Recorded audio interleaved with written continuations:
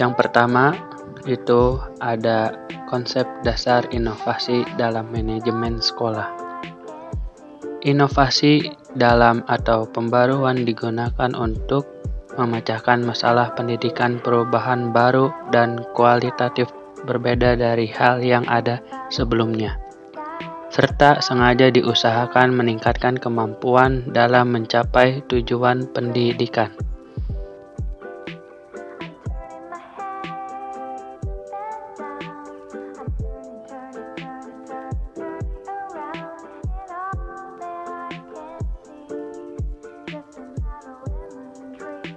Selanjutnya, ada inovasi dalam manajemen sekolah.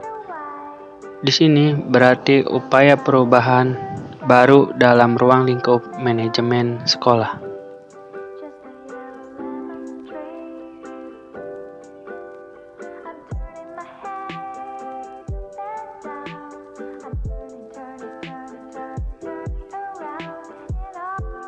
Selanjutnya itu ada ruang lingkup inovasi dalam manajemen sekolah.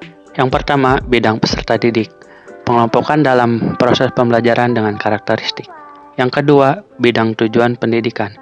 Menyangkut kapasitas pribadi, sosial, ekonomis, tingkat dan jenis pengajaran, sarana dan prasarana untuk merumuskan tujuan.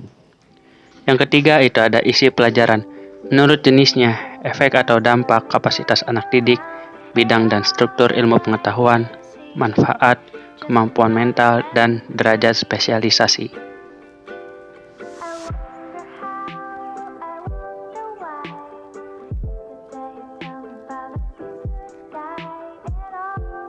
Selanjutnya yaitu ada media pembelajaran, fasilitas pendidikan, perlengkapan yang mendukung pelaksanaan pendidikan, metode dan teknik komunikasi, interaksi langsung dan tidak langsung, dan yang terakhir yaitu hasil pendidikan.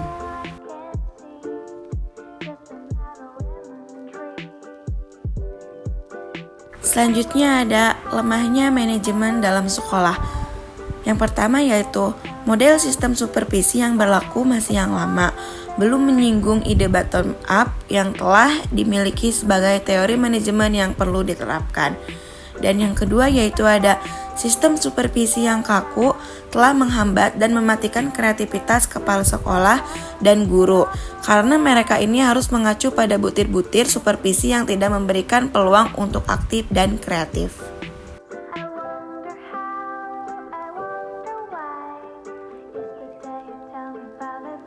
Ciri-ciri manajemen tidak berkualitas yaitu ada terlambat.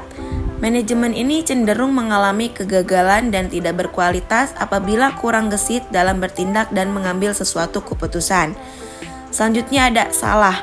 Manajemen dikatakan tidak berkualitas apabila berbuat kesalahan, melakukan sesuatu yang tidak tepat sehingga mengurangi kualitas hasil. Terus ada boros. Manajemen yang tidak dapat dikatakan berkualitas apabila berlaku boros, menghamburkan waktu, uang, dan tenaga. Dan yang terakhir ada gagal. Manajemen yang gagal tidak dapat mencapai tujuan yang sudah dirumuskan, tentu tidak pantas disebut sebagai manajemen yang berkualitas.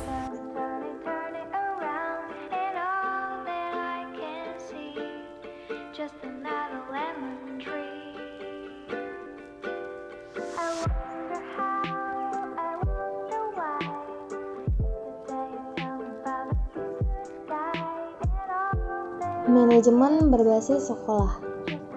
Manajemen berbasis sekolah adalah penataan sistem pendidikan yang memberikan kekuasaan penuh kepada kepala sekolah dan atas kesepakatan seluruh stafnya untuk memanfaatkan sumber belajar semua fasilitas yang tersedia untuk menyelenggarakan pendidikan bagi siswa serta bertanggung jawab penuh segala tindakan itu.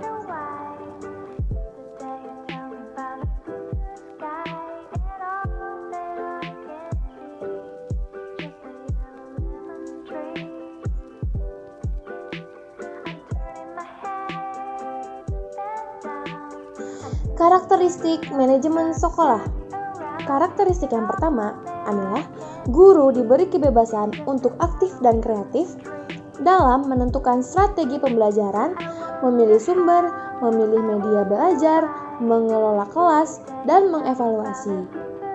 Nah, dalam hal ini bukan berarti bahwa guru bebas berbuat seenaknya, tetapi upaya pembelajaran berasal inisiatifnya memang dari guru. Bila diperlukan dan dimungkinkan, guru juga melibatkan masyarakat. Oleh karena kepala sekolah tetap manajer dan guru bertanggung jawab padanya. Karakteristik yang kedua, aktivitas dan kreativitas guru dapat terwujud apabila tercipta iklim kerja sekolah yang kondusif dan tepat dengan tujuan kegiatan. Untuk itu, maka manajemen sekolah memerlukan iklim sekolah yang kondusif atau favorable. Karakteristik yang ketiga, pihak Kanwil-Depdikbud termasuk pengawas tidak ikut campur tangan dalam pengelolaan pembelajaran yang menjadi tanggung jawab penuh kepala sekolah. Sistem supervisi harus disesuaikan dengan inovasi yang dilaksanakan. Karakteristik yang keempat, sekolah adalah milik masyarakat setempat, BP3 dan pihak-pihak yang peduli terhadap kepentingan sekolah. Dalam posisi ini, masyarakat merasa memiliki sekolah tersebut.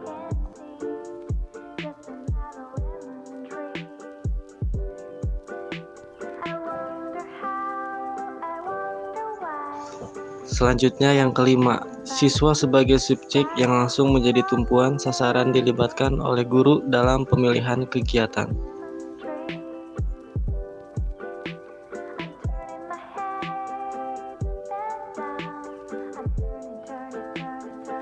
Karakteristik manajemen berbasis sekolah. 1. Guru diberi kebebasan untuk aktif dan kreatif dalam menentukan strategi pembelajaran, memilih sumber buku ajar, memilih media belajar, dan mengelola kelas dan mengevaluasinya. Kedua, aktivitas dan kreativitas guru dapat terwujud apabila terciptanya iklim kerja sekolah yang kondusif dan tepat dengan tujuan kegiatan.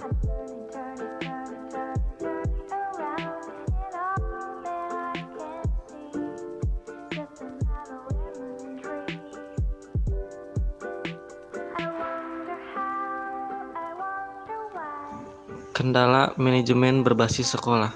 1. Kepala sekolah masih enggan melepas kepemimpinan mode lama. 2. Siswa terbiasa pasif hanya mendengarkan penjelasan guru. 3. Usaha pengenalan dan aplikasi manajemen sekolah tampaknya terjerat oleh kebiasaan lama yang sudah mematok dalam dunia pendidikan.